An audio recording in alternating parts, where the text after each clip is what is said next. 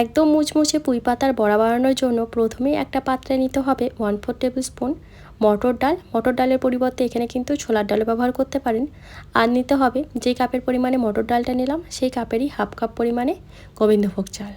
তো চাল আর ডাল এটাকে কিন্তু ভিজিয়ে 1 থেকে 1.5 ঘন্টার জন্য আমরা রেখে দেবো। ভেজানোর আগে ভালো করে ডাল চালটা দুবার ধুয়ে নেব, তারপর জল দিয়ে এটাকে আমরা ভিজিয়ে রেখে দেবো। এইভাবে মটর ডাল আর গোবিন্দভোগ চাল দিয়ে যদি কখনও পুঁই পাতার বড়া বানিয়ে না থাকেন, অবশ্যই একবার ট্রাই করে দেখবেন। খুবই মুচমুচে হয়, খুবই ভালো লাগে এই পুঁই পাতার বড়াটা খেতে। তো এখানে আমি পুঁই শাক নিয়ে নিয়েছি। এখন পুঁই শাকের শুধু পাতাগুলো আমরা নেব বড়া বানানোর জন্য। তো এইভাবে পাতাগুলো বড় বড় পাতাগুলো দেখে আমি নিয়ে নিয়েছি। এখন খুব ভালো করে পাতাগুলো কিন্তু ধুয়ে নিয়েছি। তো এরপর পুঁই পাতাগুলোকে আমরা কেটে নেব বড়া বানানোর জন্য। এইভাবে সব কটা পুঁই পাতা একসঙ্গে জড়ো করে নিয়ে একদম সরু সরু করে পুঁই পাতাগুলোকে কেটে নিচ্ছি।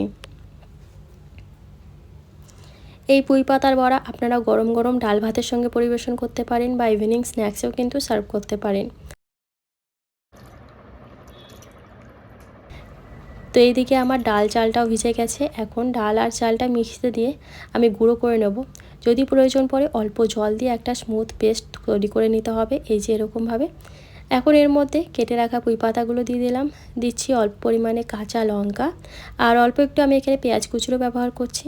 যদি আপনারা নিরামিষভাবে বানাতে চান তাহলে পেঁয়াজ কুচিটা দেওয়ার কোনো দরকার নেই। পরিমাণ মতো লবণ দিয়ে দিলাম। এখন সব কিছু ভালো করে মিশিয়ে নিচ্ছি। যদি মনে হয় যে এই ব্যাটারটা খুব বেশি পাতলা হয়ে গেছে, তাহলে অল্প অল্প কিন্তু এর মধ্যে বেসন অ্যাড করে খুব ভালোভাবে ব্যাটারটাকে আমাদের তৈরি করে নিতে হবে, যেন একদম জল জলে না থাকে। একটু টাইট টাইট কিন্তু আমাদের ব্যাটারটাকে রেডি করতে হবে। তার জন্য কিন্তু অল্প অল্প পরিমাণে এখানে বেসন অ্যাড করতে হবে। তো এই যে আমাদের ব্যাটারটা রেডি হয়ে গেছে। এখন এইভাবে নিয়ে তেলের ওপর ছেড়ে দিচ্ছি।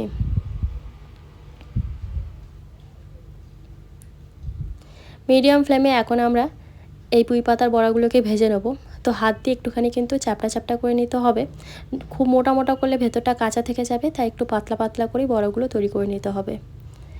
একটা সাইড হয়ে গেলে এভাবে উল্টে পাল্টে দুটো সাইডই একদম লাল করে বড়াগুলোকে ভেজে নিতে হবে। তো কিছুক্ষণ পর পর এইভাবে উল্টে পাল্টে আমি দুটো সাইডই খুব সুন্দরভাবে ভেজে নিচ্ছি।